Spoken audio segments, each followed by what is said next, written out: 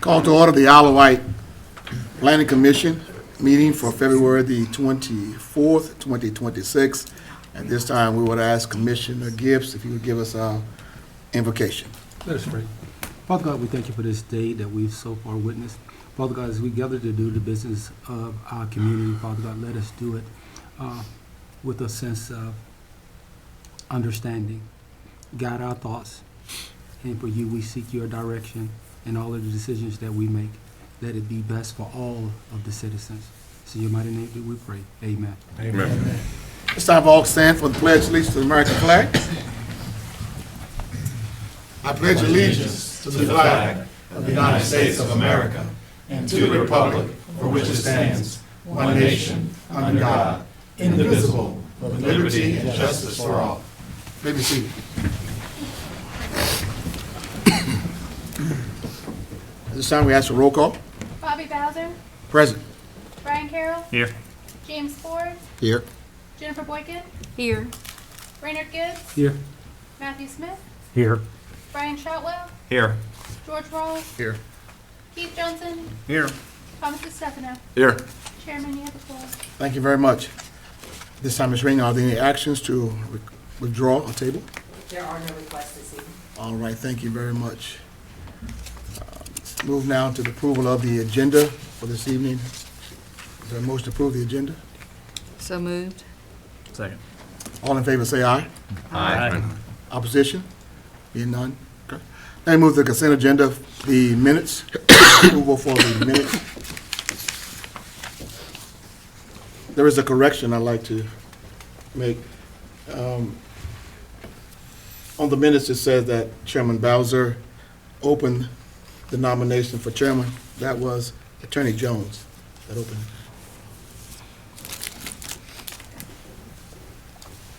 Okay, any other corrections? Is there a motion for the minutes? To approve it? So moved. So approved with the correction. All right, Second. okay. All in favor, say aye. Aye. Opposition? Motion carried. At this time, we open the floor for citizens' comments. If there's anyone present this evening that would like to come to speak to something that is not on our agenda, we open the floor to you at this time. All right, seeing none, we close the consent agenda. Let's move now to a public hearing. Proposed battery energy storage system zoning ordinance requirements. An ordinance to amend and reenact Appendix B, zoning Article B, supplementary use regulations, Section 5-5003M, utility services, major of the Isle of Wight County zoning ordinance for the purpose of adding regulations for battery energy storage systems. So the first public hearing item for you tonight is your proposed battery energy storage system ordinance. As you recall, in February 2024, the Board of Supervisors established the Energy Task Force to assess current energy infrastructure, remaining capacity of high-voltage transmission lines, potential future energy generation projects, emerging energy technologies, and other related items. The ETF selected battery storage and data center facility requirements as their highest priorities.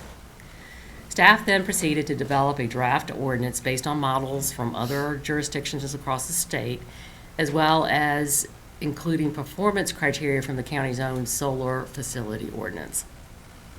You all began your discussion of the draft ordinance in June of 2025 until January of 2026, at which point you asked staff proceed with publishing the draft ordinance for public hearing.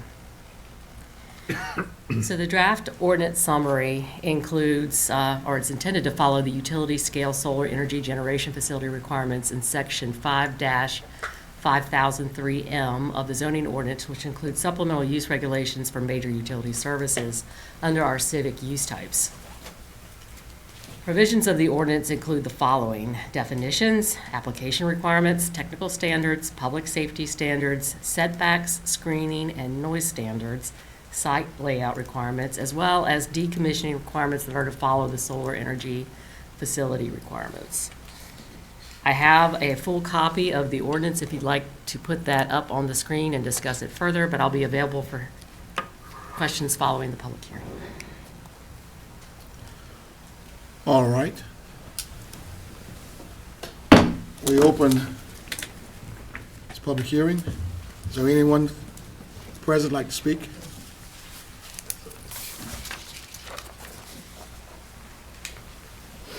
Can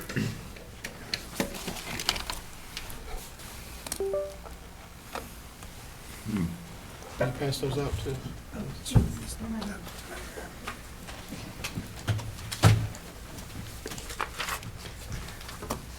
Hello, all of White County. My name is David Tucker, 6251 Old Stage Highway, Smithfield, Virginia. I'm going to go ahead and start from the beginning right here. Hopefully I don't mess up. Hey, look at here. Despite all truths, the lobbyists and developers have the money to whip any ordinance having workarounds, difficulties, and we will see. Simply ban BESSs. I said that a year ago. Do not pretend to know energy. They don't know it either. And do not create a lure for BESSs. And please stop asking the foxes on how to design a hen house. Energy storage, I'm trying to show you a PJM price. It's local marginal pricing. It goes up, I've seen it as high as $3,000 spikes during high energy demand, high cost. So the purpose of storage is less expensive energy during low demand hours and discharges at high expensive demand hours. No BESS generate energy. They don't make it. Isle of Wight County Task Force, a typical scapegoat. Preset agenda before first meeting, no metrics measuring success, therefore it's a failure. When addressing presentations, few challenging questions, FOIA violations via emails. I resigned.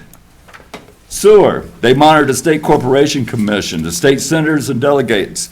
They're not energy folks. Typically in a room, there'd be 50 to 60 lobbyists, my Caroline County buddy and me. Loving signs of discomfort when I comment. Sewer Commission, UVA, Wise, Weldon, Cooper on statistic and data. Weldon, Cooper officially tallies 6 times more BES at 2,502 megawatts than the VCEA 400 megawatt mandate for BESSs. That's approved pending by localities and by rights. Here's a heat map I generated on BESSs where they are for that 2,500 megawatts. Dominion Energy Scott Solar is a utility scale solar with BES storage. Solar capacity factor is at a 0.231. After the 20%, there's a 20% BES inefficiency there. The capacity factor is decreased to a 0.185. That's pretty terrible. You pay for those compounded inefficiencies. Isle of Wight County. Now, once again, the sewer said that there are more solar and BESS being denied at the county level and seen fit to remove localities' decisions. It's going to come to a point where we won't need you, okay? Actually, there's 71% solar has been approved and 76% BESS has been approved. The mandate for the VCA from solar has already been met too. Here I am, last week I was at the State Corporation Commission for PUR 2025-0050. Of all things it had in there was a 155 megawatt, 2 facilities, that cost $14 million. What I'm trying to point out to you folks is that the state's going to receive 12 times more benefit than the counties. That's less than 1 person per site for these BESSs. Also, what's a killer is it's a negative, they're both of them together are a negative 442 million to 413 million net present worth. That means it rolls off the streets in a negative, both of them. Virginia and North Carolina BESS has a 27% inefficiency. Newer and bigger are not proven to be more efficient. Virginia Pump Storage at Bath County and in Smith Mountain Lake, they have got a 26 to a 75% inefficiencies. That's respectively. They were constructed at a different time for a different purpose than BESSs, and now the VCA has removed their purposes. You pay for those inefficiencies. Here we are at Isle of Wight. Here's the state of Virginia in 2024. There was a negative 6,741 megawatt hours of these BESSs. If this is going to increase, folks, that's the equivalent of 534 Virginia homes not being served. This electricity that's being wasted in BESSs. Once again, your Democrats and your Republicans in this campaign year last year said hey, Virginia is #1 in imports of electricity. That is not true. In 2023, we were #1. In 2024, we were #6. And we're not going to be anywhere near that in 2025 thanks to the gas generation. So Virginia has always been an importer of electricity. And you'll find at the end of your sheet, and I'm surprised I got it this far, you'll find it is a total listing of the BESS. It's of Virginia, North Carolina. I will make a statement. The capacity, the efficiencies on these, what I'm finding out is they change year to year, but they're still in the negative. Are there any questions? I did that in 5 minutes. Thank you. Thank you, Mr. Tucker. If we have any questions, we'll call you back up.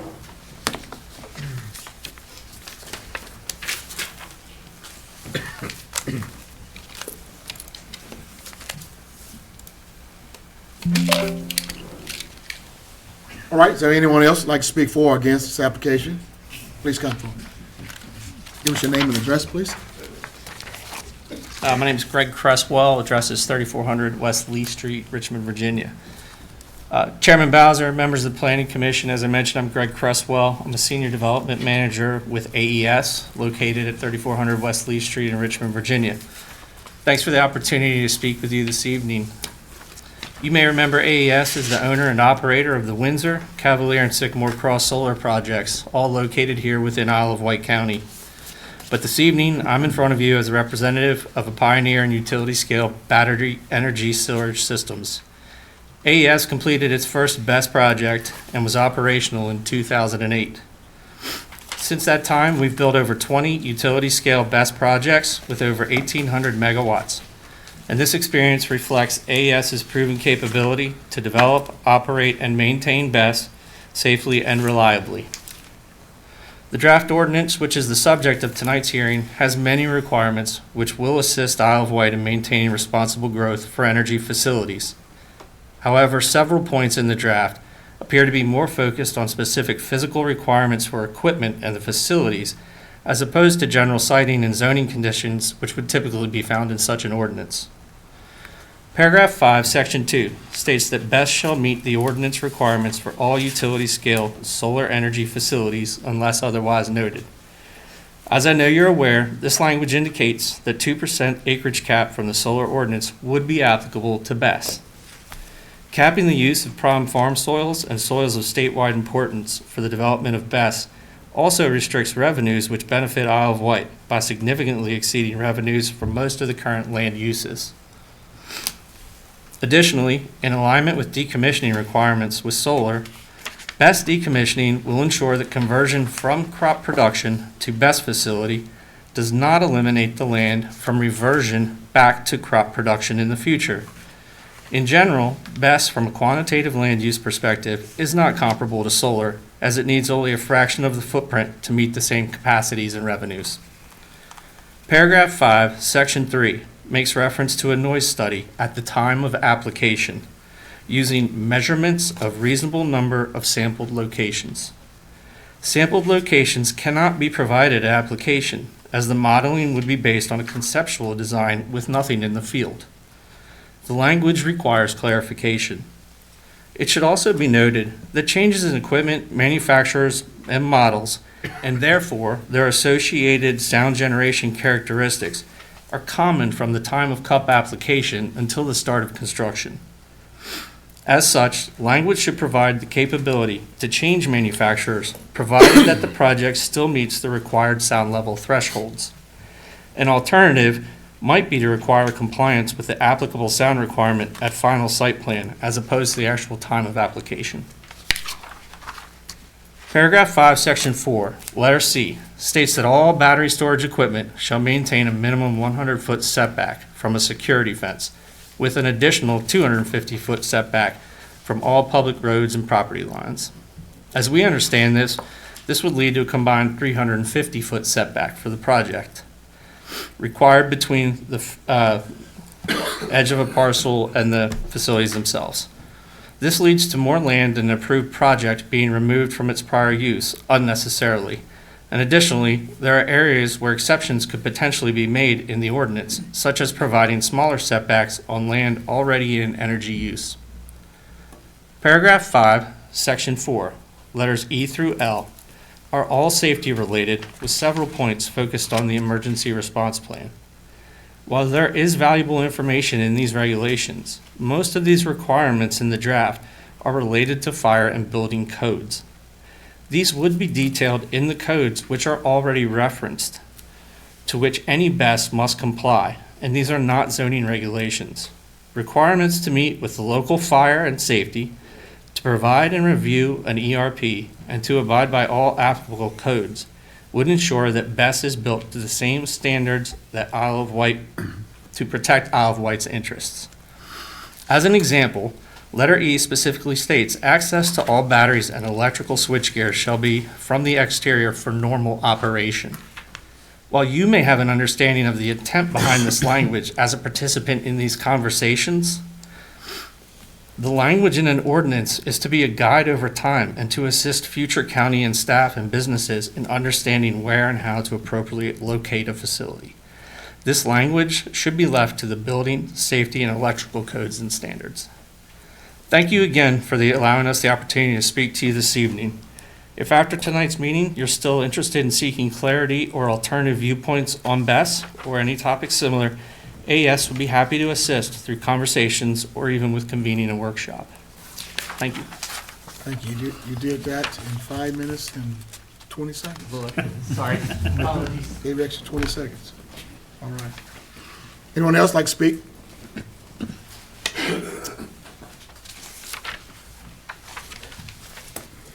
Hello. Good evening. My name is Connor O'Donnell. I'm from the city of Richmond. I'm a land use planner with Gentry Lock Attorneys. I've worked on a number of ordinances across the state, regularly work with battery and energy ordinances, both on the developer side and the locality side. Most recently, I assisted with Surrey County's BES ordinance in their recent adoption. So I'm a land use planner, care about good land use, well-written zoning ordinances. I do support battery and solar development, but I also work with land conservation organizations, prioritize thoughtful siting, protection of agriculture, especially minimizing impacts to wildlife. So I'm trying to approach this from both sides as I work on these ordinances. Supporting responsible development, but also making sure we get the land use framework right. So overall, I think this is a really well-written ordinance. It pulls from a lot of other existing ordinances, lots that I pulled from as I've developed some. It leaves a good amount of flexibility for the applicant and for the PC and board to kind of accommodate some sites that may not fit into the proper framework. But tonight, I want to speak on two of the parts of the ordinance, the safety standards, and specifically the fencing and the buffer requirement associated with the fencing. First, with respect to the safety standards, I agree that the safety standards included here are appropriate. They're important. Got no problem with those. My concern is not the substance, but really just the quantity and the placement of that language in the zoning ordinance. So the development of ordinances, just typically the way it goes is that once new use types come around, one locality or two kind of jump the gun and get a good ordinance written, and then everyone copy pastes it and fills it in. But then over time, you don't really update it to some of the things that may have changed over time. I think the safety standards are a good example in this ordinance. So they're robust. There are a lot of them. And when the earliest BES ordinances were adopted that everyone was pulling and copying and pasting from, at that time, it made sense to include all of these safety standards because the state building code had not caught up to it. There hadn't been international standards. The National Fire Protection Association had not really put things out, so we were grabbing from different things. But since then, national standards, especially NFPA 855, have been adopted, incorporated, and so it really simplifies the need to have all of these different things. Section 4B of the ordinance right now, in my opinion, really has everything that you need in the ordinance, and you could remove everything after that and simplify this. Section 4B just states that any BES facility has to be in compliance with whatever the latest standards are from IBC, from NFPA.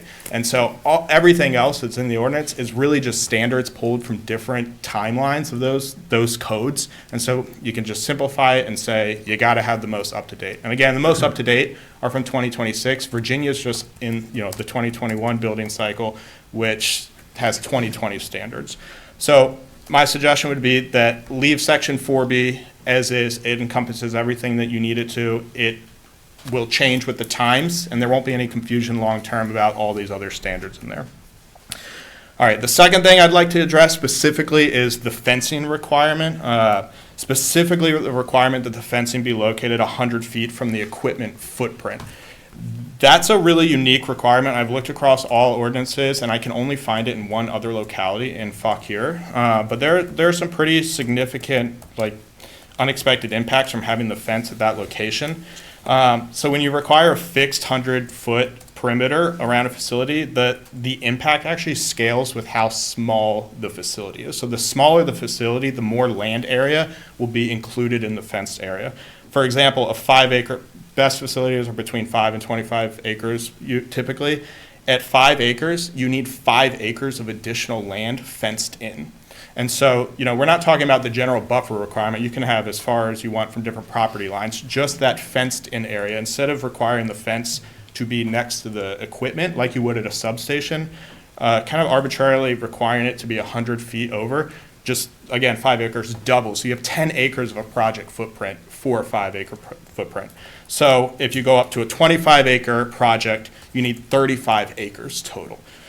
So unlike large solar facilities that may span hundreds of acres, it doesn't really work as well for BESS facilities that are smaller. So for me, I'm talking about balancing good land use impact. That's why a lot of wildlife and environmental consequences. First, you've got 5 extra acres. It's security fencing specifically that are fenced off from wildlife moving through. A rabbit can't even get, unless they're digging a hole, it can't even get through security fencing. So you got habitat fragmentation. Your time is up, Mr. Criswell. We might call you back up, Joe. I've got maybe a minute more if I have more time. Okay. Thank you. Anyone else like to speak? All right, seeing none, we close the public hearing. Commissioners. What a happy subject.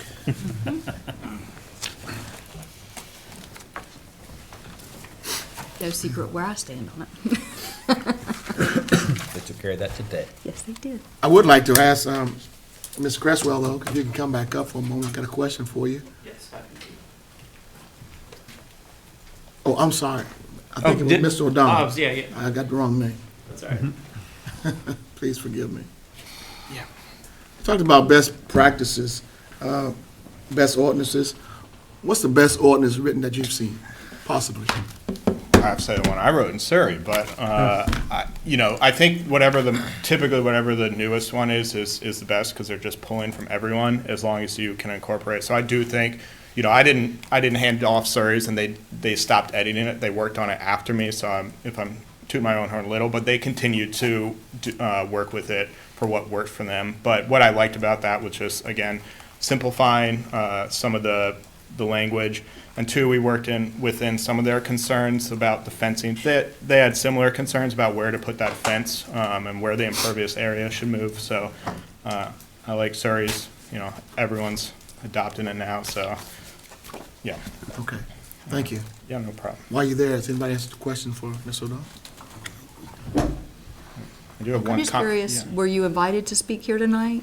Yeah. So I've worked with the developers across, so I'm pretty looped into I'll go to different localities, and if there's something that sticks out to me, I feel like setbacks I'm not here to argue against those because that's really the developer-driven thing. So I try to find the in-between with, everyone wants smaller setbacks, but try to bring some logic to some of the different components. And I just I know you all visited Dry Bridge Storage recently, and I think that's helpful at picturing where this fence requirement is.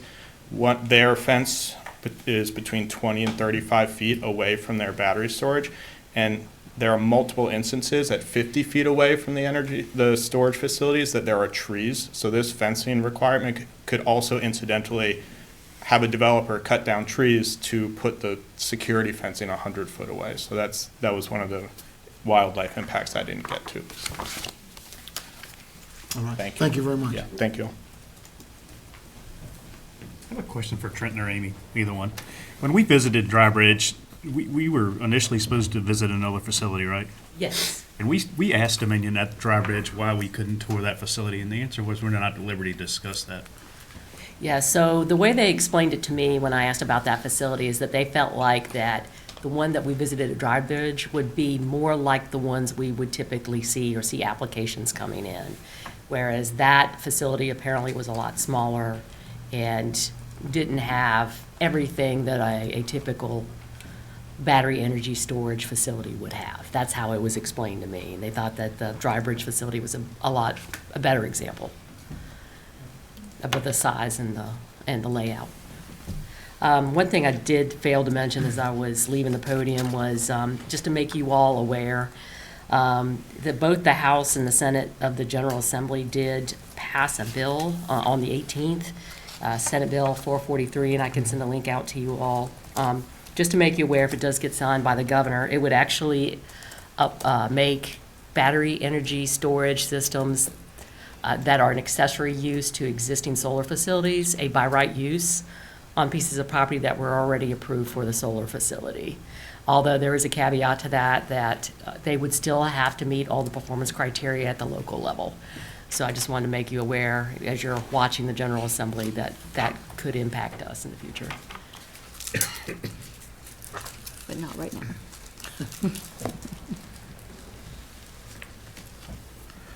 Okay. I'm curious, Mr. Cresswell talked about, giving Isle of Wight Fire and proper training to fire. I know that when Cavalier and Sycamore came up, that was part of their condition. And I'm just curious if any of that training has taken place. If Carol or Rain can answer that. I know that before we signed the final site plan, we made sure that the Fire and Rescue Department had signed off on the emergency response plan, and they were coordinating with whoever the site manager was at the time about providing I mean, training. I will say that Greg took the chiefs around, we rode the facilities and went pretty thoroughly through them. Okay. As far as formalized training, I don't know that we've done it any further than that. Do you feel like any is needed? I feel like it's protected from outside the fence, honestly, and that's pretty much what we got from riding around. The training is basically about safety of what don't do. Okay. The problem is when it gets outside the fence. Correct. Which we had twice already.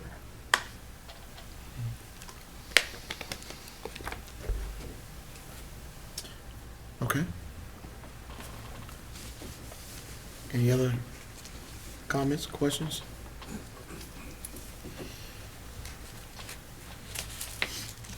I'll just make a comment. I think there are a couple of points that need to be looked at a little bit closer in the ordinance. I haven't had time to really study through all these comments yet. In one particular, there's a reference here about the noise study that's due at the time of application. And that is a good point. You really can't do a noise study without, at that time, you need to have at least develop a design or have some idea. So that may need to be looked at. That's one item. There may be others, but I feel like I need a little more time to. See, and I agree with doing a noise study at the beginning because it's giving you a baseline of what's there existing and what is gonna, how the storage facility is gonna impact or will impact Is that the intent? that community. Was that the intent of the initial noise study at the time of application?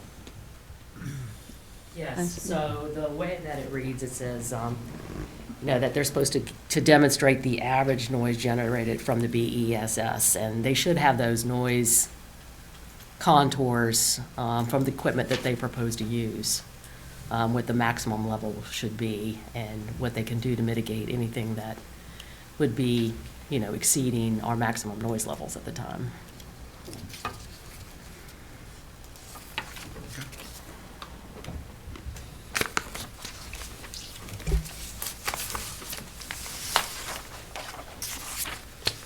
And I'd like to just say, Chairman Bowser, that we did get a letter, I don't know if everybody had a chance to read it, that came in today from Jeff Lurie. And he had some very good points in his letter.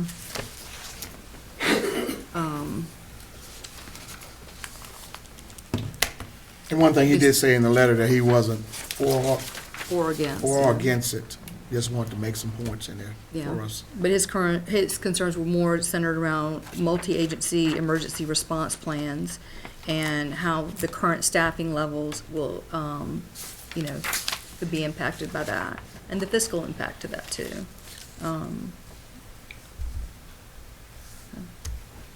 Thank you for that. Okay.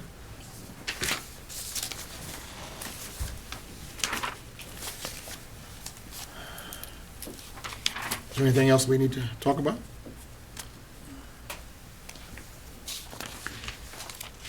Is there a motion?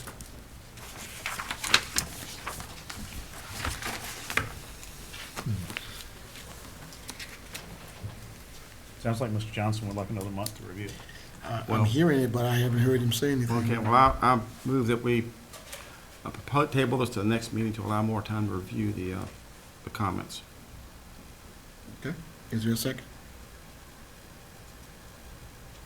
Second. Okay. Motion is to table for next month. Can we have roll call, please? Brian Carroll, Yes. James Ford, Yes. Jennifer Boykin, Yes. Brainerd Gibbs, Yes. Matthew Smith, Yes. Brian Shotwell, Yes. George Rawls, Yes. Keith Johnson, Yes? Thomas DeStefano, Yes. Bobby Bowser. Yes. Motion passed. All right. We'll take this back up at our next meeting. And will the public be able, they won't be able to speak? No. Did you want to bring something, I Mr. Don? had meant to give you handouts, it's just a one-page Please. on the fence. Okay. Pass around my contact information is on there. Reach out. All Thank right. you. Thank you. Application exception 2511, vertical bridge fence exception. Application of Colin Camp Crossroads Group LLC for an exception to section 5-2000 G1 of the zoning ordinance.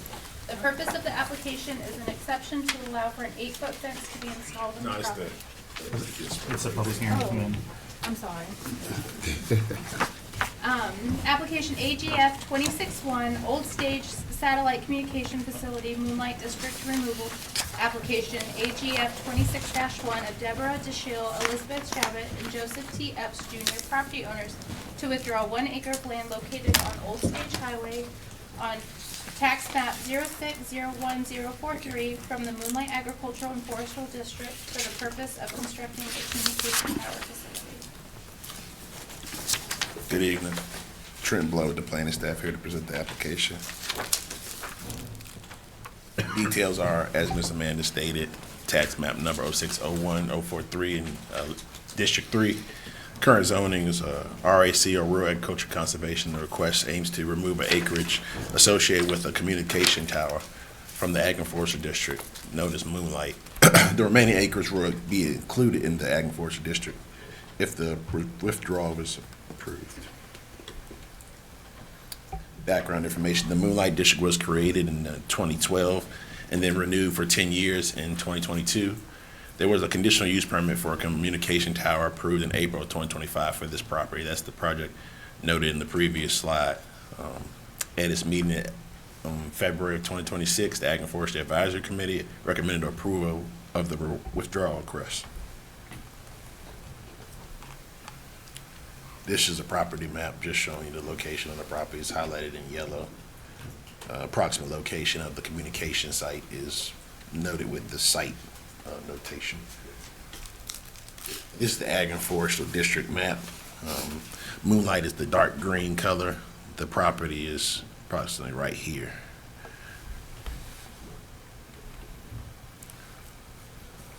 Landowners have the right to submit a request to withdraw a property from Ag and Forestry District at any time. The Ag and Forestry District Advisory Committee, they hear the withdrawal request and make a recommendation to the Planning Commission, who makes a recommendation to the board. The board can make the final decision on if the withdrawal request is approved or not. The request is in keeping with all the county codes and ordinances, and because only 1 acre of the approximately 200 acres is being removed, withdrawal request, it doesn't negatively impact the integrity of the district. Based on the analysis of the application and being that only 1 acre is coming out or being proposed to come out, staff recommends approval of the withdrawal request. Be happy to answer any questions you might have. All right. Thank you, Mr. Blow. We'll open up floor for this application. If anyone present would like to speak.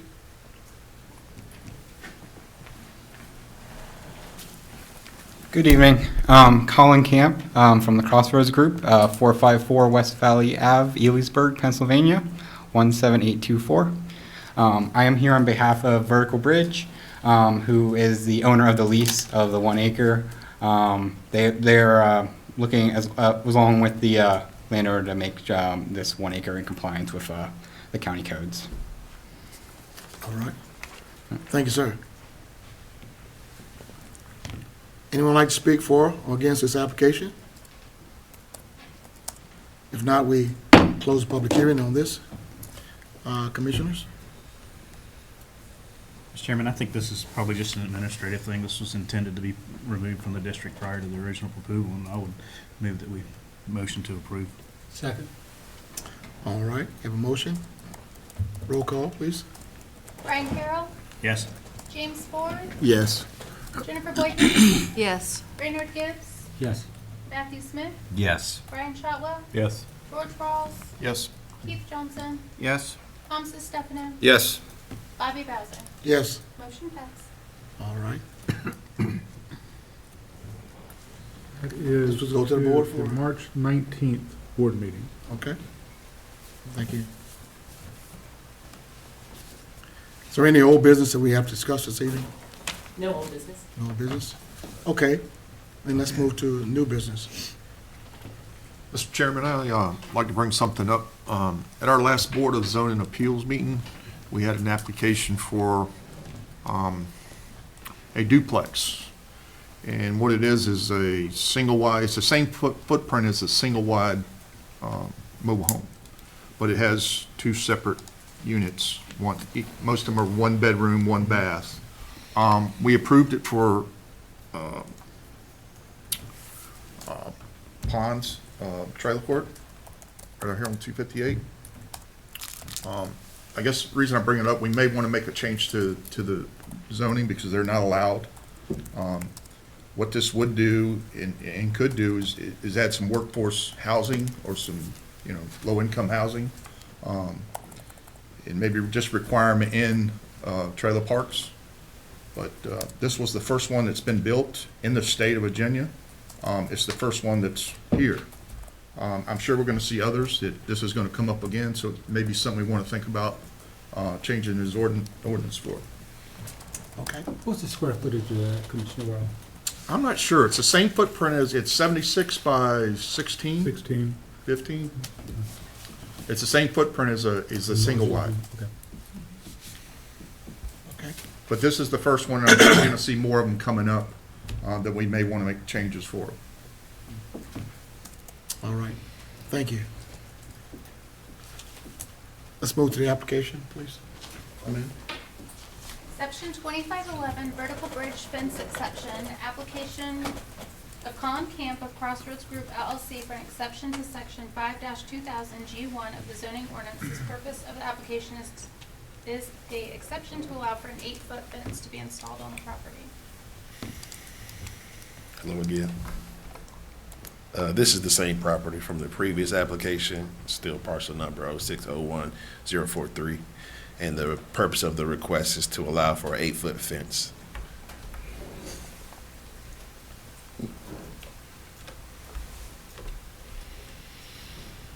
The property itself is a 239-acre property.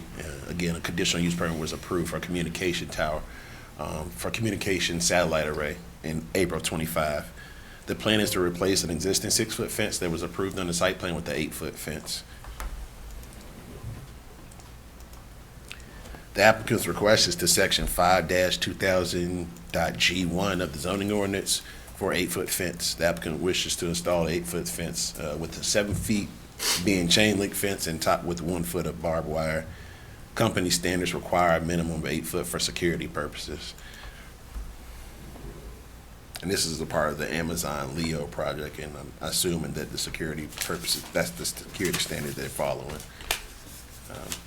Same property map that you saw earlier, yellow, outlining the parcel, and again, site, showing the general location of the communication tower. This is a conceptual plan, so this is gonna show you how far the parcel or the site is off the road and the location of the current 6-foot tall fence here. In the bottom left, you see the distances for the site. And this is a picture of the proposed fence being the 7-foot being the chain link, and then you see the 1-foot topper of barbed wire that they're proposing. And this photo's from the site showing the existing 6-foot fence. This is just about halfway up the service drive. Section 5-2000G1 states the fences, walls, and gates cannot exceed 6 feet height. That's the reason for the exception request tonight. Zoning ordinance does allow for some 8-foot fences for public utilities, but this is determined to be a communication tower, and that's the conditional use permit that they received in April for a communication tower. That's why they have to get an exception. Satellite array is like a private use, not considered a public utility. In section 5-2000D5, the Board of Supervisors may authorize exemptions for height regulations. In granting that exemption, they have to make a recommendation. The Planning Commission has to make a recommendation, and the board can impose conditions. So strengths and weaknesses. The first strength is the proposed fence will be positioned at a distance that reduces visibility from the roadway. Second is there's a landscape requirement that will buffer some of the view from the roadway. Only weakness found is that the fence is 8 foot, which is not allowed by the ordinance. Based on the strengths and weaknesses, staff recommends approval with the following conditions. The fence height should not exceed 8 feet. That's the 7-foot chain link and 1-foot topper of barbed wire. And the second condition is the chain link fence shall be coated in a color either black or dark green to help reduce some of the visibility again from the roadway. Happy to answer any questions you might have. Thank y'all. So while you're there, I'm just when I looked at this, you said from the roadway, coated black or green. You really can't hardly, well, if it's the silver-looking fence, I think you'll probably see black. It depends on how fast of travel you're going, and it kind of depends on the time of day and the season. The speed limit is 55, that's what I drive. Not you specifically, but I guess a person driving down 10, and it kind of depends on the season. I guess if it's a little bit fall time, green might go in a little bit more, and when the farm is up, you're gonna see green probably would go in a little bit more, be a help with reduce some of the visibility. That sounds good. All right. Commissioners. Public hearing? This Oh, wasn't it's not a public hearing, I'm sorry. No, I'm so used to public hearings now. I am too. That's all right. This is pretty straightforward, Commissioner. So I recommend that we approve EXE 25-11, the vertical bridge fence exception with the following staff recommendations. The fence height shall not exceed a height of 8 feet in height, and the chain link fence shall be coated in black or dark green to reduce the visibility from the roadway. A second. Can we pause for 1 second? Has the applicant expressed any concerns or agreement with the color proposed by staff? No concerns. Thank you. Any other unreadiness? All right. Roll call, please. Brian Carroll, Yes. James Ford, Yes. Jennifer Boykin, Yes. Raynard Gibbs, Yes. Matthew Smith, Yes. Brian Shotwell, Yes. George Rawls. Yes. Keith Johnson, Yes. Thomas Stefano. Yes. Bobby Bowser. Yes. Motion passed. All right, thank you very much. Okay. All right, let's move to the Planning Commission annual report. County Commissioners, attached to your staff or to your agenda tonight, there was a staff report including a copy of the Planning Commission 2025 annual report. I trust you all have reviewed it for consistencies and errors, and if you have any questions, be happy to answer. Of course, I hope you all read the chairman's letter. No, please. I was just surprised in there, looking at how the planning commission and the board of supervisors go 100% in 2025. That was a shock. Okay.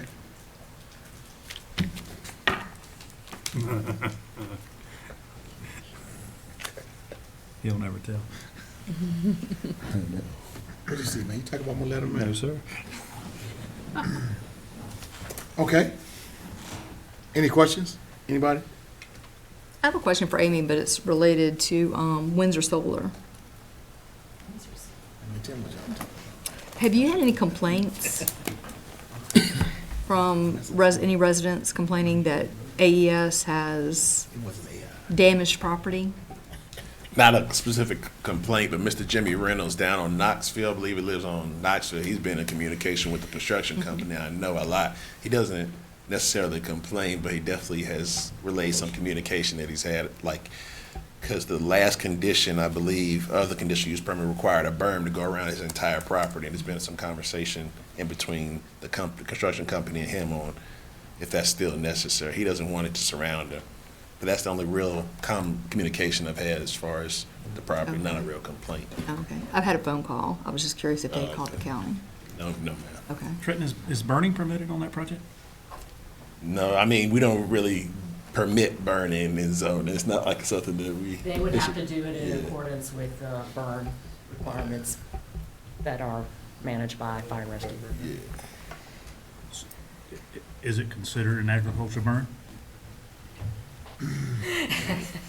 I can find out. Is it I can exempt find from out the through revised Fire and requirements? Rescue for you. I think it's in an agricultural zone, but this is a commercial, industrial use. I mean, so I would say no. That would be my thought too. We'll reach out to Fire and Rescue and ask them, or if they're not aware of it already, we'll make them aware. They've been burning for a couple months. And I would just like to say, Ms. Ring, that thank you for all that you did putting the ordinance for the BPS in place. While I am still against it, if Mr. Cresswell has a problem with it, then you did something right. So thank you. I hope you keep everything that you've written in there. Well, and just to clarify, you know, the fire and the safety issues were reviewed both by our Fire and Rescue, our building official, and even Dominion Energy's fire administrator, fire safety administrator. So, I mean, they did review it against the regular fire code requirements, and it was their suggestions and their agreeance with what was written in the draft ordinance. So if the state passes the by right, do they still have to meet the requirements in the ordinance? Yes, they do. Is that what you were saying? As long as it doesn't conflict with the intent of the Right. You state can't- law. You can't create zoning ordinance that de facto Right. bans it, but anything that's in place before July 1 will apply to the battery storage. That's important. I guess, can I ask a question about the 100-foot fence buffer? Is that based on other ordinances or? It was other ordinances. Gary Windley with our fire EMS department pointed out that the fire code actually requires a minimum of 330 feet setback for battery energy storage. So with our discussions with Dominion, they thought 100-foot setback from the fence and then an additional 220 from, or 250, I forget how it works, against any adjacent property line, to be on the safe side from any adjacent structures or properties. And that being said, we did go out to Dry Bridge, and I believe they said that their setback was 50 foot there to the fence when we asked. Yeah, I think their equipment was closer to the fence too. I know in the front where we were, it was at least 50 feet. They had some trailers and some generators that were closer than that, but the actual batteries themselves were further away. I would just like to reiterate to Mr. Jones's point, this has to, if this is gonna be in effect, it has to be in effect prior to July 1, before that state code comes into effect. That's how we got into the quagmire of the 2% cap. It got pushed off and applications came in between the two and got grandfathered.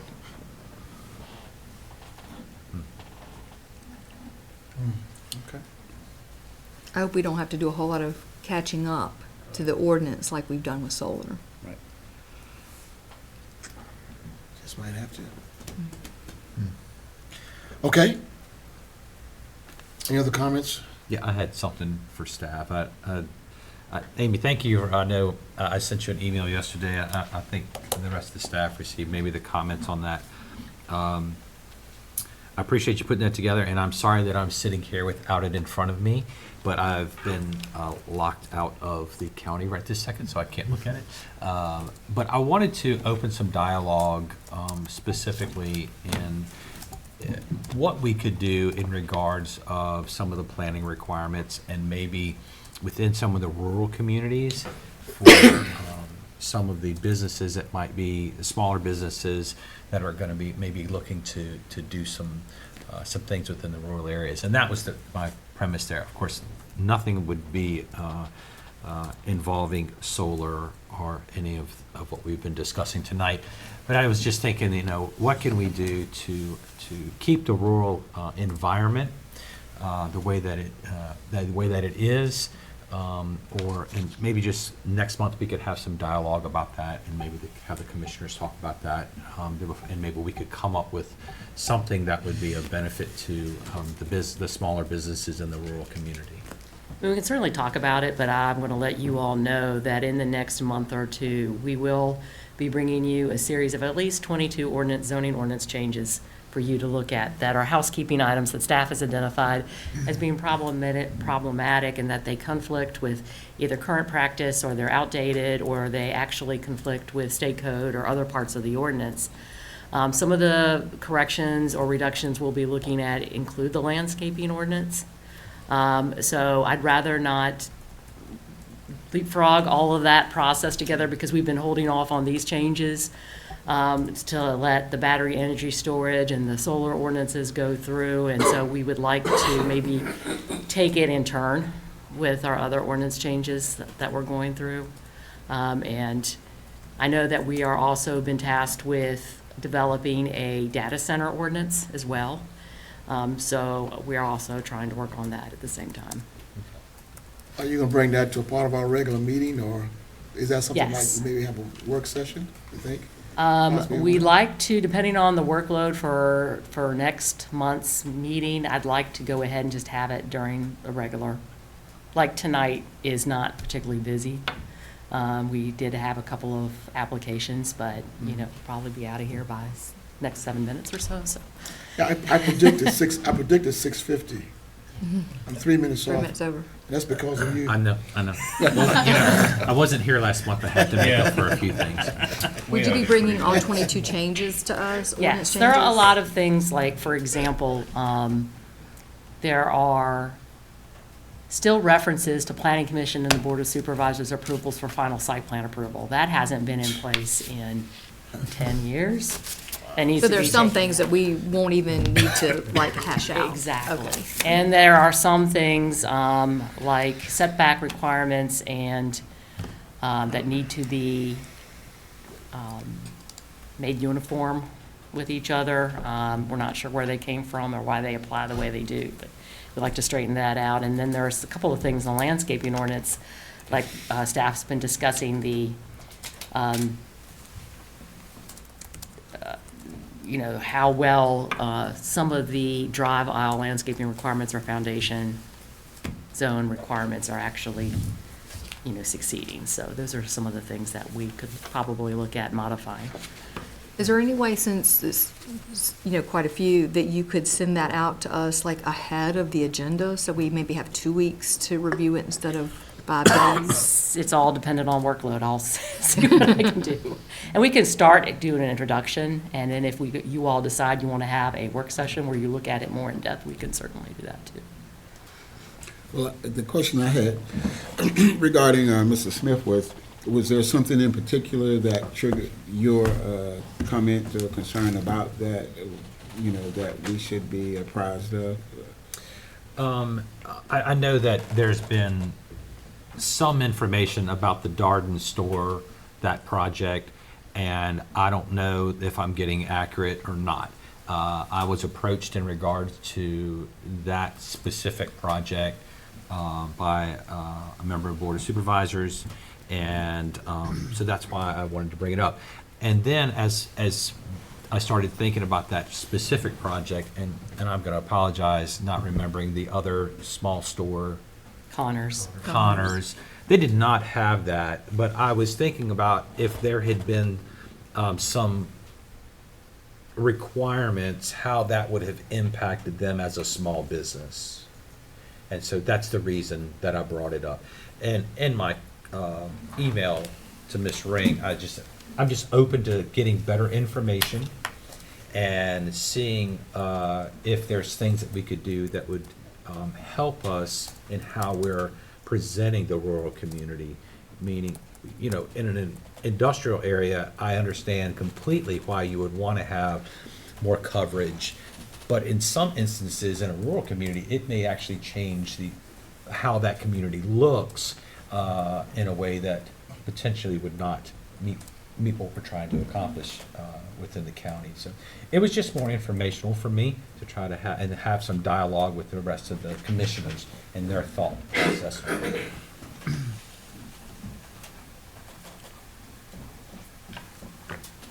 I can tell you with the Darden store application, just as an aside, just so everybody's aware, their landscape architect, when they first proposed their site plan, wasn't aware of some of the credits that a business in the rural area could get in agricultural type use.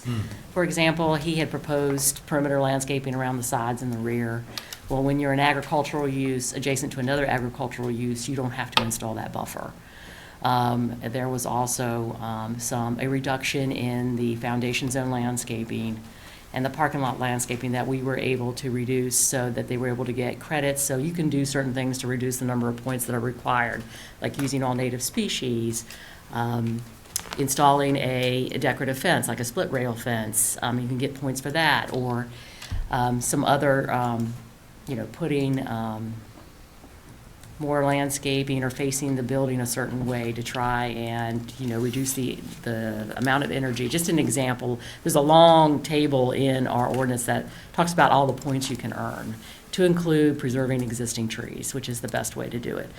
And we were able to reduce their landscaping cost to about probably a quarter of what they had initially thought it was going to be, so. Great.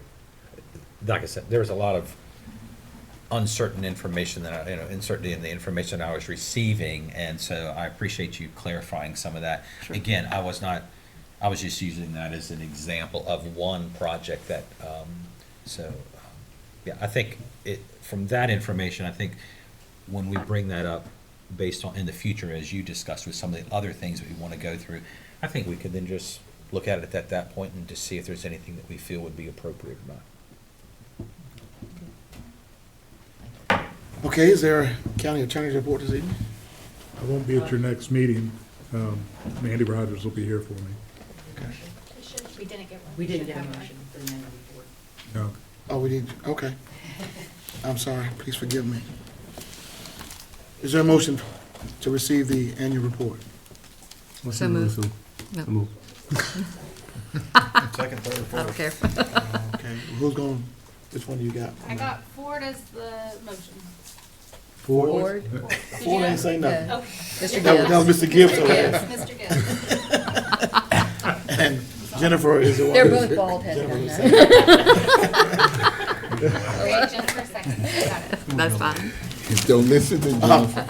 All right. All in favor of said motion, say aye. Aye. Opposition? There's none. Motion carried. Okay.